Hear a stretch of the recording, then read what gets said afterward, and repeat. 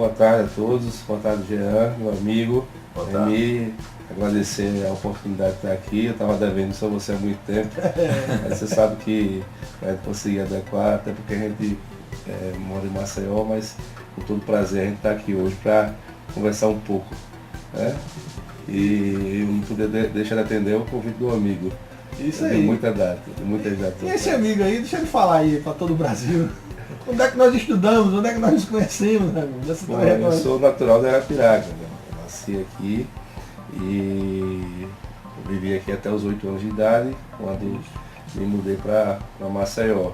E aí com os estudos lá, terminei a faculdade, depois eu parti para a residência. Mas sou natural, com todo orgulho aqui da cidade, sou filho da terra. E a ela voltei para trabalhar. Aqui eu trabalho durante 2 dias da semana e mais alguns finais de semana, quando estou de plantão aqui na unidade. E estamos sempre por aqui pela região. Fez medicina em Maceió? Isso. A faculdade de medicina foi na Federal de Alagoas. E depois fiz uma residência de ortopedia no Hospital do Açúcar, em Maceió. E tive a oportunidade de ser aprovado no concurso para subespecialidade de cirurgia da mão, depois de concluir a ortopedia. E daí segui com os estudos lá, terminei tudo em 2011 e retornei para cá para poder doar um pouco do que a gente aprendeu para poder cuidar da saúde aqui da população de Alagoas. Que bom. E hoje está como presidente lá? Assumimos esse desafio, né, da SBOT, que é a Sociedade Brasileira de Ortopedia e Traumatologia, que ela é uma entidade nacional, mas em cada estado do país nós temos uma regional que representa a entidade maior. E no final do ano passado eu fui eleito como presidente para o biênio de 2018 e 2019 e estamos aí correndo atrás para poder fazer com que a ortopedia alagoana seja sempre bem reconhecida e sempre trazendo oportunidades para desenvolver o conhecimento técnico-científico dos colegas aqui de Alagoas também. Que bom, isso aí é importante, né? E essa campanha aí, acredito que é algo que já vai ajudar muita gente. Aqui na nossa região, a gente sabe que, quando eu falo região, os ouvintes que já nos acompanham, sabe que a gente fala aí para vários municípios, né?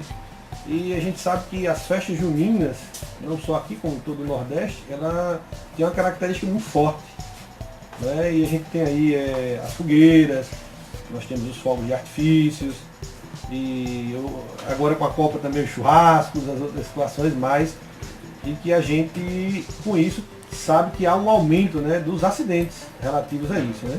Como é que é a característica aqui no nosso estado, na nossa região? Bom, nós todos sabemos como isso é característico cultural do período, né, das festas juninas. Os fogos de artifício fazem parte dessa festa, mas como qualquer tipo de fogo nessa situação, precisa ter cuidados para o uso. Sim. Até porque a gente sabe a quantidade enorme de acidentes que podem ser causados pelo mau uso desses fogos de artifício. Só para você ter ideia, em 2006 o número de acidentes chegou até quase 5.000 acidentes no Brasil. E só acidentes, e causas de morte chegou a 200 no mesmo ano, pelo mau uso dos fogos de artifício. Então, essa campanha, na verdade, ela já vem acontecendo anualmente. É uma campanha que tem a participação a SBOT nacional, com as suas regionais, o Conselho Federal de Medicina e também a Sociedade Brasileira de Cirurgia da Mão, a qual também faço parte. E é uma campanha, na verdade, de utilidade pública, porque igualmente a gente tem outras campanhas também dentro de cada segmento. A gente teve a campanha de prevenção de acidentes de trânsito no carnaval, com o uso de bebidas alcoólicas, a gente sabe que é uma coisa também que agrava muito, aumenta no período. Esse período, na verdade, é justamente essa característica, né? o uso, na verdade, não é só o uso, é o mau uso, a má utilização. Porque, na verdade, se você seguir as regras que você tem para fazer o uso, existem, né, recomendações para que não aconteça um acidente, na verdade. Na verdade, o acidente não é a culpa do fogo de artifício. Na verdade, o culpado é aquele que manuseia de forma incorreta. Você é uma pessoa aqui da terra, não é? E brincou muito, não sei, eu mesmo brincava, na minha época, era várias estribos de polícia que a turma fazia. Tinha uma lá na rua Boa Vista, inclusive na época ganhamos vários prêmios naquela época do São João, né? E tinha turma que brincava de tudo. Aí tinha aqueles mais ousados, né? Que pegava os fogos, aqueles. Eu não lembro nem o nome daquele que botava assim e segurava na mão para estourar. Uns conhecem como palito, né? Era as mais diversas loucuras possíveis. Segurava, né? Tem gente até que segura, né? Que é uma coisa que, poxa, você vê que é um mau uso. Tinha um que fazia tudo, botava até no vídeo, rapaz, não é possível. Quando eu lembro, não é possível. Então, olha, tanta coisa, né, que a gente faz às vezes que pode trazer dano, né? E nada melhor do que o Papo de Saúde de hoje trazer um profissional dessa área, ainda mais num período desse que estamos vivenciando essa época de fogos de artifícios. Como o doutor falou, o culpado não são os fogos, de quem manuseia que não tem determinado cuidado. Agora, se baseando aqui pelo seu trabalho, doutor, que você atende também na unidade de emergência, quais, não se tratando assim especificamente do mês junino, mas pessoas que são vítimas, há um número assim maior, pessoas que são vítimas de acidente de trabalho, vítima no trânsito ou vítima acidentes domésticos. Qual a proporção maior que o pessoal vai lá para ser atendido? Hoje na unidade a gente tem, na verdade não existe sazonalidade para isso. Os acidentes de trânsito, principalmente os que envolvem as motocicletas, são disparados os que estão lá no ranking em primeiro lugar. Isso durante o ano todo. Nas épocas onde você tem festas específicas, isso aumenta, mas existe uma regularidade de ser sempre o maior causador de acidentes, seria os acidentes de trânsito. E vai variar em algumas épocas, como essa agora a gente tem por conta das festas juninas e também da Copa do Mundo, né? Na Copa do Mundo, que isso na verdade é um fator que acaba aumentando a probabilidade, né, de você ter um acidente, né? E principalmente se a gente for pensar que normalmente você tem ingesta de bebida alcoólica associada e tudo, e acaba que confia demais, e se perde um pouco da racionalidade muitas vezes, né? Que é a mesma coisa que acontece quando uma pessoa que faz a ingestão de bebida alcoólica e vai dirigir. Então isso seria na verdade o lógico, né? Uma pessoa que está com um estado de euforia, ela não deveria se arriscar. Tá? E nessa época os fogos de artifício eles estão aí para aumentar, na verdade, e essa campanha é justamente para tentar diminuir. Na verdade, a gente está brigando contra uma probabilidade que normalmente acontece anualmente. Quando acontece um acidente, por exemplo, fogos de artifício, de uma pequena proporção, a possibilidade de poder voltar à normalidade, o seu manuseio, né, dos dedos. Então, o que existe hoje, esse conhecimento, a gente tem fogos de tudo que é várias intensidades, né, de energia que dissipa com a explosão. Então a gente sabe que as principais áreas que são acometidas normalmente são as mãos e o rosto, dependendo da proximidade, e que isso aumenta muito os acidentes, até com perdas de segmentos, computações decorrentes da explosão. Mas dependendo do grau de intensidade, a gente pode sim ter uma recuperação, às vezes não da função total, mas que o paciente possa ter uma qualidade de vida e um uso mais adequado da mão que pode estar sequelada. Cuidado acima de tudo, prevenção e acima de tudo, não se arriscar, não ser tão corajoso assim. As crianças, Raimundo, seriam mais vulneráveis a esses acidentes? Se as regras fossem seguidas, não. Porque eu não sei se você sabe, existe uma classificação de fogos de artifício, de A a D. onde A seria o de uso livre, o B seria proibida a venda acima de 16 anos, o C acima de 18 anos e o D há uma exigência de ter uma qualificação para isso. Então são pessoas que trabalham com fogo de artifício de forma profissional. Shows pirotécnicos, Isso, sempre então em eventos. seriam mais ou menos o que acontece para você dirigir um carro. Você tem que Isso. ter uma Categoria. Carteira. Exato. Então assim, se as regras fossem seguidas, não. Mas nós vemos muitas crianças, às vezes as crianças podem sozinhas, sem acompanhante, chegar nas barracas que nós conhecemos na nossa infância aqui em Arapiraca, tínhamos muito. Na época eu ia com meu pai, mas nós vimos muitas crianças comprando, né, sem precisar estar com um acompanhante ao lado, um adulto, e muitas vezes comprando fogos que são inadequados para uso na idade Fora da delas. classificação. Até porque uma criança, na verdade, ela acaba não tendo um pouco o espírito de criança, né? A noção do perigo Não tem o espírito, não tem a noção Não desse sabe perigo. diferenciar bem, né, o que é. E nós acabamos vendo muitas crianças com acidentes de fogos. Esses acidentes, eles, o que é que chega mais na mão da emergência para a gente entender melhor? Seria mais explosão, mais queimadura? Os fogos de menor intensidade, eles causam muito mais queimaduras do que as lesões por explosão propriamente dita. São mais queimadura, né? Isso. Mas não é incomum, na verdade, é bem comum nós vemos acidentes mais graves como falei, com amputações de dedos, até amputações do segmento completo da mão. Aquelas pessoas são mais ousadas e às vezes colocam o fogo de artifício embaixo de algum tipo de recipiente, uma lata. Muitas vezes essa lata ela explode e ela na verdade solta estilhaços e isso causa lesão. Então a gente sabe que o mais seguro é você estar a 30 metros. Você não soltar um fogo a 30 metros, mas a regra, vamos vai ter que dizer virar essa. um velocista para poder soltar isso. Colocar fogo lá e correr. Mas o que a gente vê muito, né, é justamente esse tipo de ousadia, né? As pessoas querem ver o que acontece se botar uma bomba de São João muito potente embaixo de uma lata. Ela pode causar um acidente, não só do quem está ao redor, mas de quem está longe. Imagina que aquela lata ela vai subir e ela vai cair em algum canto.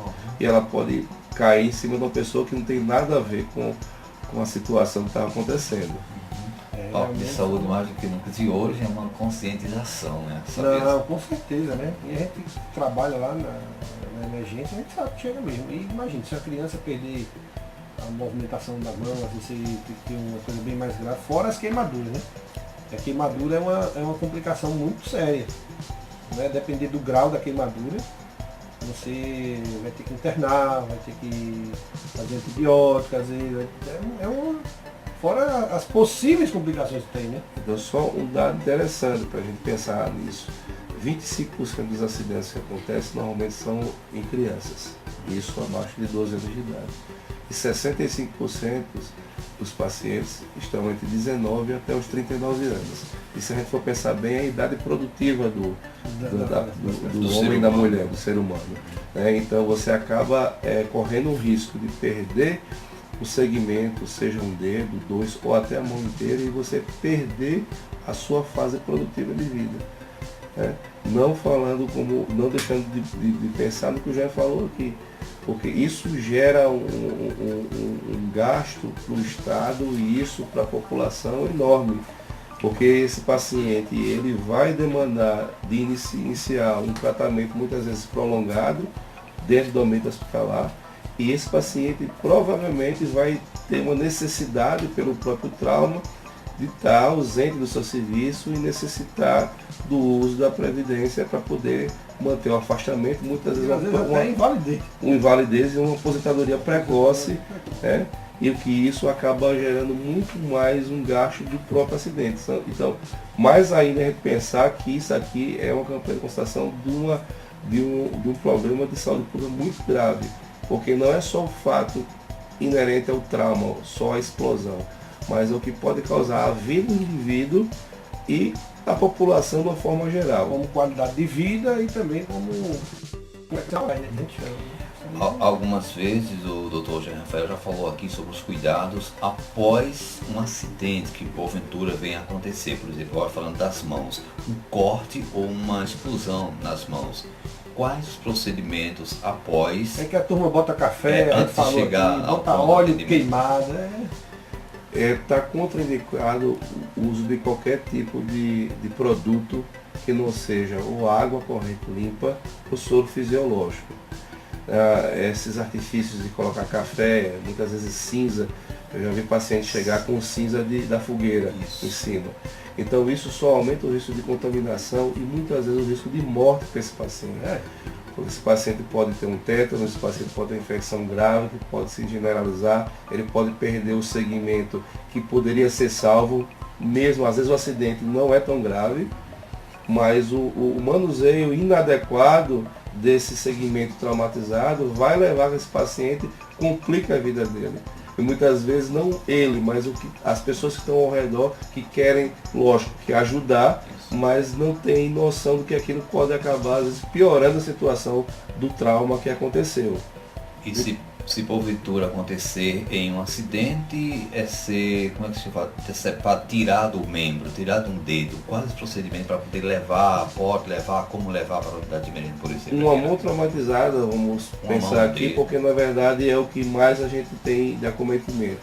Então o ideal é que a gente consiga tirar tudo que for sujo, que possa ser retirado no momento, cobrir com a compressa, isso não falando de amputação eu vou falar daqui a pouco para você, mas um membro traumatizado, uma queimadura, lavar com água corrente fria para poder resfriar, tentar preservar ao máximo, não tentar tirar nada, colocar, envolver num pano, pode ser até uma camisa se você não tiver uma compressa, alguma coisa estéreo, mas um tecido limpo, onde você possa tirar um tecido sujo que porventura possa estar em cima, uma camisa, uma calça que seja, e cobrir com um tecido mais limpo que você conseguir encontrar no momento, que às vezes você está muitas vezes até num ambiente rural e não consegue ter um cuidado melhor no local, mas você pode ter um tecido mais limpo e envolver, elevar esse membro, porque você pode estar ali com sangramento que pode Ele fica gerar, pingando. e às vezes fazer uma compressão que tem que ser cuidadosa.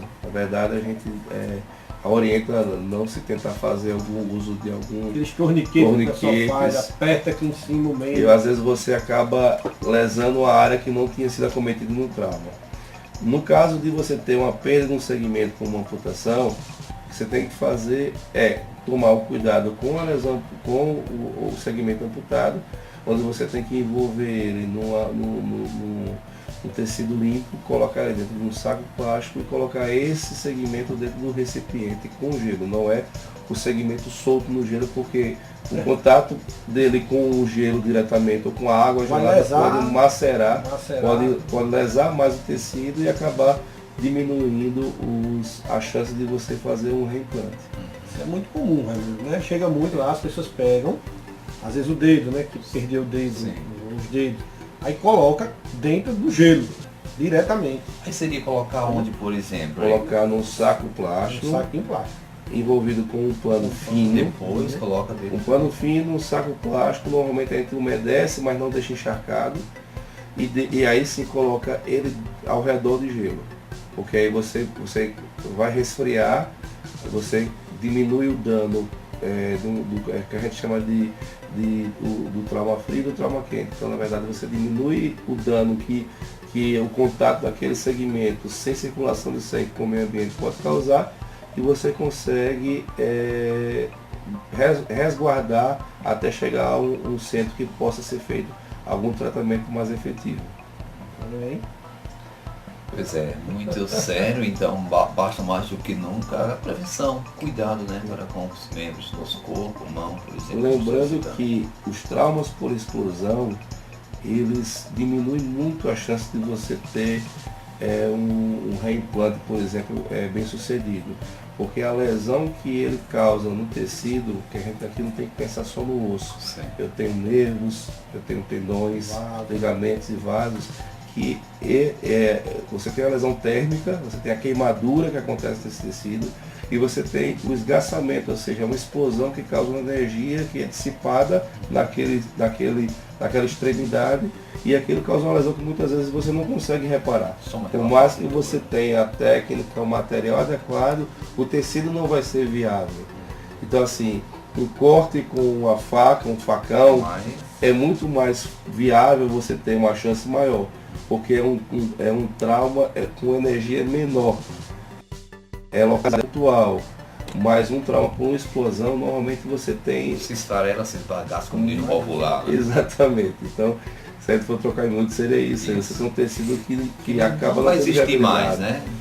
E muitas vezes o tratamento, se você prolongar muito, muitas vezes é muito mais funcional você tentar reabilitar o segmento que você tem no paciente do que você às vezes tentar medidas heróicas de fazer reimplantes que não teriam uma indicação. Na verdade a gente tem que pesar sempre o custo e o benefício.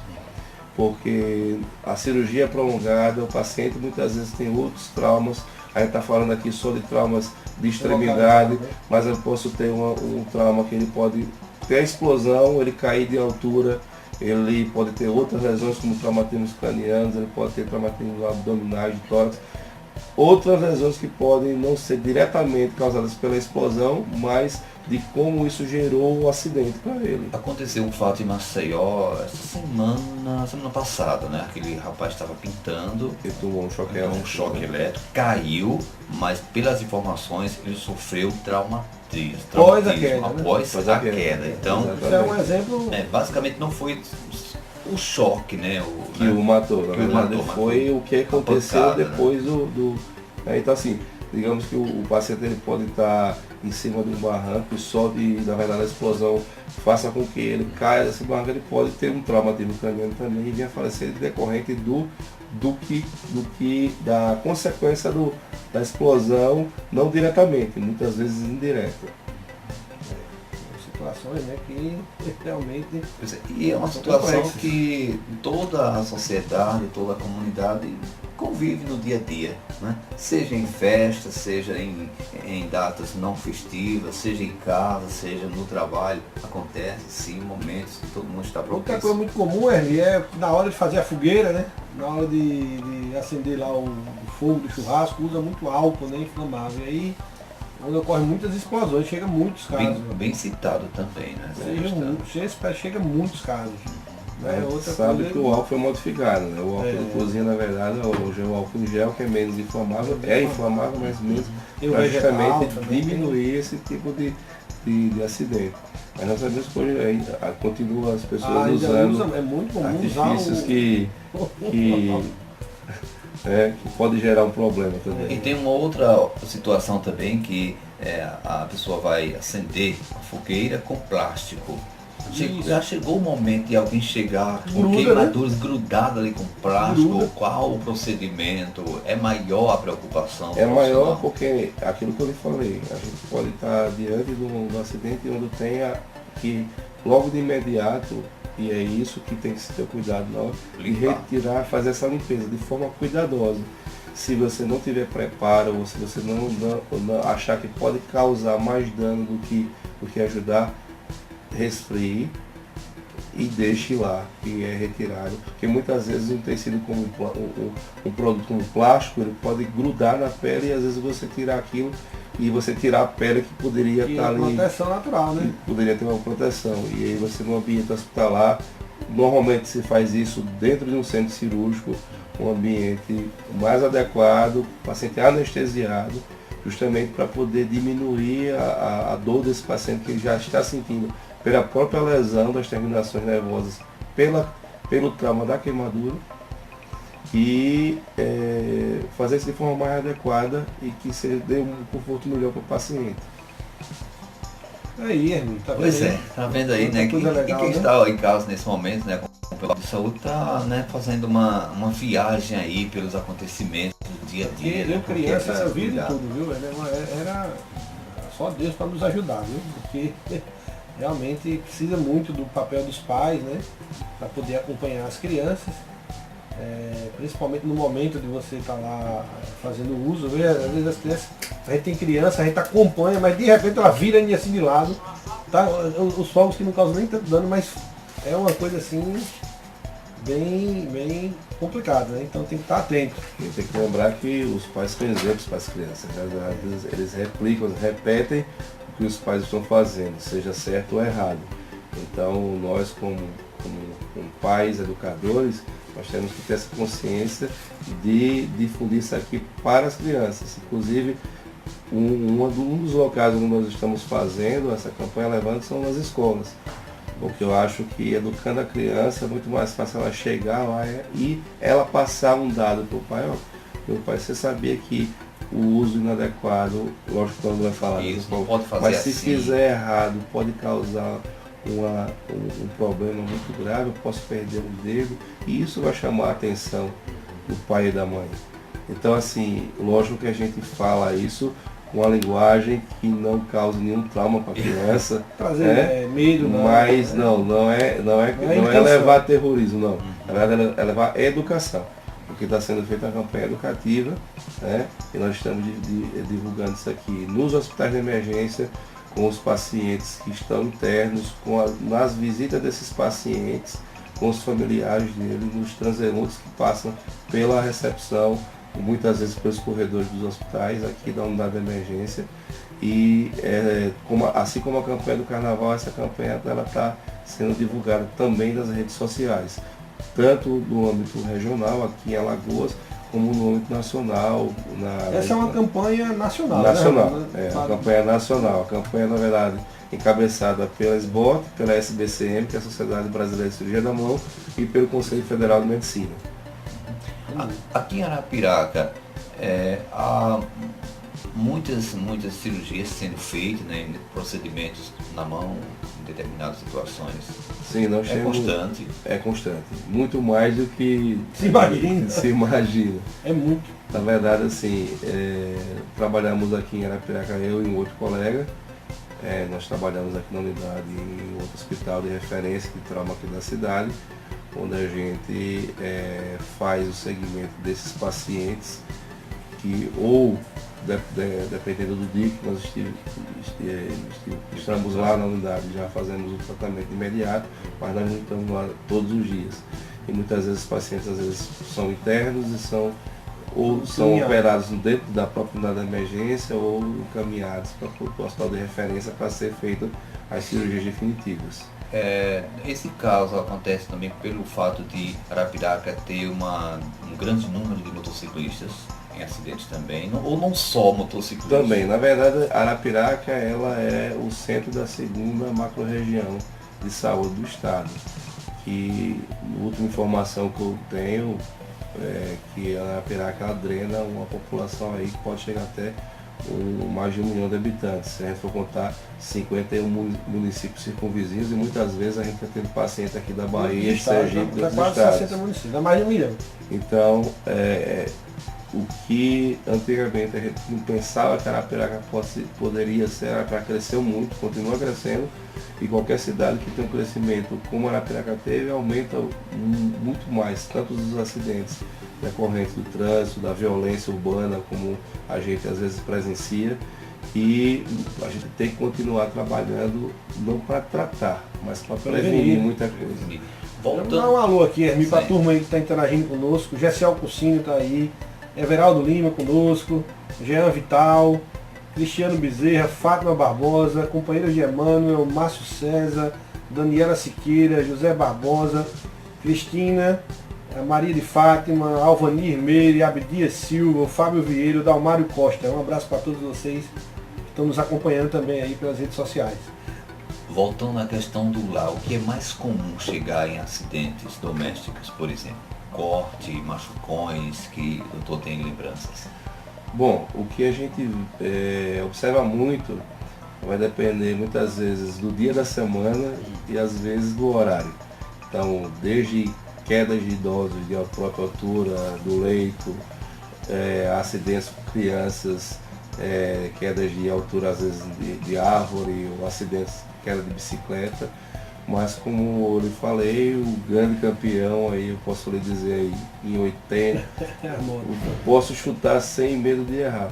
Mais de 80% dos casos que a gente atende são acidentes. Mas são as motos mesmo. Se eu não me engano, no levantamento que teve, de quase 13 mil entradas, 11 mil era moto. É um número bem acrescido, né? Tem a ver muito com a questão da moto. Mas aí esses outros casos que vão aparecendo, né, eles vão trazendo um valor muito grande, né?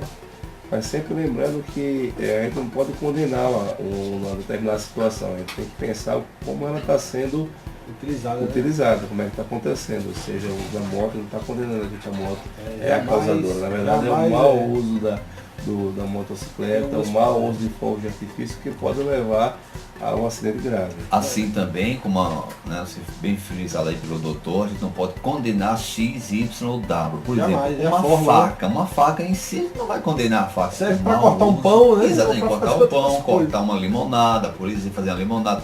Então é interessante, o mau uso, a prevenção. E algumas pessoas, né, já interagiram conosco, né? Disseram, mas eu tenho moto e nunca teve nada. E realmente a gente sabe, isso. Nessas estatísticas qualitativas que a gente chama, esses estudos, a gente vê que os acidentes, por exemplo, que acontecem com pessoas que estão dentro dos mecanismos de prevenção, são acidentes leves. A grande maioria tem a ver com o uso de álcool, né, que não está usando a prevenção. Os equipamentos de proteção adequados para usar a velocidade, a moto. Realmente tem um bocado de coisa bem interessante.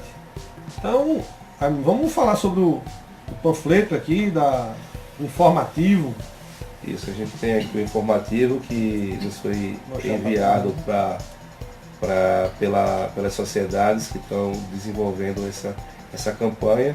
É um folheto informativo que traz alguns detalhes de números, como falei aqui, em relação aos acidentes, algumas orientações para você diminuir, para que esse risco não ocorra, como uma distância mais adequada para você soltar esses fogos, ver a data de validade, porque isso aí às vezes você pode até fazer os cuidados, mas o artifício está vencido e você pode ter uma explosão por conta desse detalhe. É aquele que costuma dizer, você lembra, Hermi? O pessoal vai soltar lá o fogo de artifício, eita, falhou! Sim. Aí de repente vai lá, ele pega, chuta, né?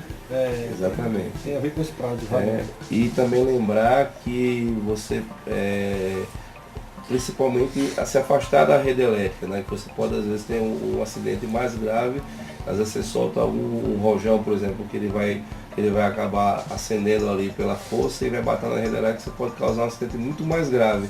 Não só, e aí como eu falei, vai justamente a questão do que o uso do fogo causou em relação a uma queda de altura ou um acidente numa rede elétrica que pode levar a uma situação muito mais grave.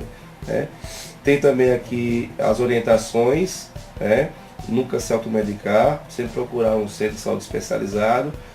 Os bombeiros devem ser acionados dependendo do tipo de situação, pelo 193.